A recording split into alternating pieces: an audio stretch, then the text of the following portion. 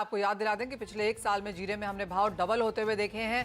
16,000 का जीरा अब 40,000 रुपए तक कारोबार कर रहा है, यानी कि बहुत ज्यादा तेजी यहां पर हमने बनते हुए देखी है। काफी सारी हेडलाइंस हैं जो कहती हैं कि जीरा बना हीरा, तो क्लियरली यहां पर अच्छी खासी बढ़त हमने बनते हुए देखी है। साथ ही बात करेंगे कैस्टर की, जहां पर भी पिछले कई दिनों में तेजी बरकरार है। कल की 2.5-3% की बढ़त के बाद आज आधे से 1% की तेजी के साथ यहां पर भी कारोबार।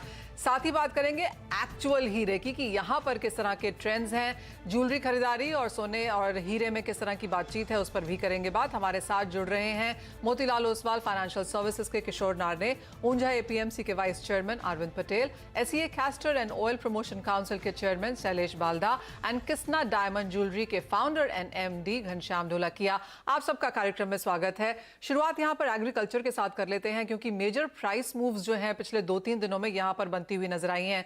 तो अगर जीरे की ही बात की जाए, यहां पर अपर सर्किट के साथ कल यहां पर काम हो रहा था। आज ऑल टाइम हाइज पर एनसीडीएक्स में हमने जीरे के भाव बनते हुए देखे हैं। ऊंझा एपीएमसी मंडी में माना जा रहा है कि प्राइसेस और भी ऊपर हैं, तो ऑलमोस्ट 40,000 42,000 रुपीस के आसपास के स्तर हैं। अरविंद जी, आपसे पहले जानना चाहेंगे, आप ऊंझा एपीएमसी में हैं, किस तरह की आवक है, किस तरह की खरीदारी है, कैसे प्राइसेस हैं?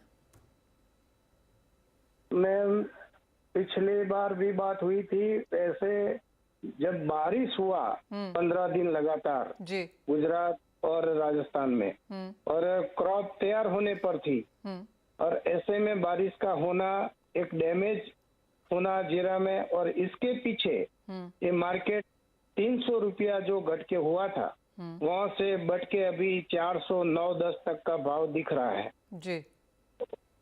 तो हाजिर में भी नीचे में 5500 रुपया प्रति 20 केजी का जो मार्केट हुआ था, वहां से बढ़ के 8,000 के लेवल और हाजिर में भी व्यापार हुआ।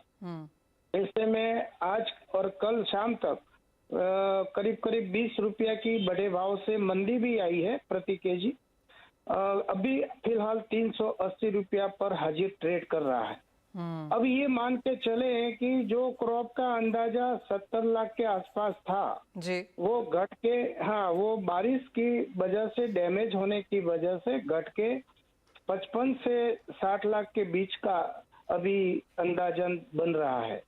तो और जिस तरह से मार्च में अराइवल 50 से 60 हजार तक गई थी, लेकिन अप्रैल में जो अराइवल आनी चाहिए वो पिछले वीक का जो बात करें तो करीब करीब 30,000 से 40,000 के बीच रही है। इस हिसाब से जो धारणा थी कि 50-60 हजार से ऊपर अराइवल बनेगी, वो नहीं बन रही। और इसमें ये छुट्टियों का भी एक 8 दिन का गैप था जी। और जैसे ही अप्रैल में नया साल का कारोबार शुरू हुआ फाइनेंशियल का, सीधा मार्केट अप साइड ही खुला है। और आप देखें तो आगे भी हमें ऐसा लगता है कि अब जो भी मंदी होगी या रिएक्शन आएगा तो उसमें खरीद के ही चलने का साल रहेगा, क्योंकि अच्छा। अब नया क्रॉप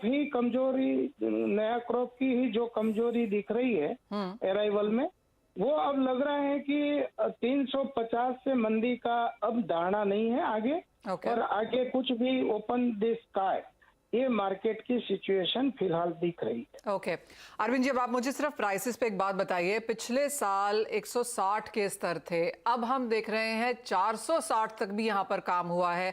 आप कह रहे हैं 350 के नीचे यहाँ पर स्तर नहीं जाएंगे, तो करंट लेवल्स में क्या करने की राय है?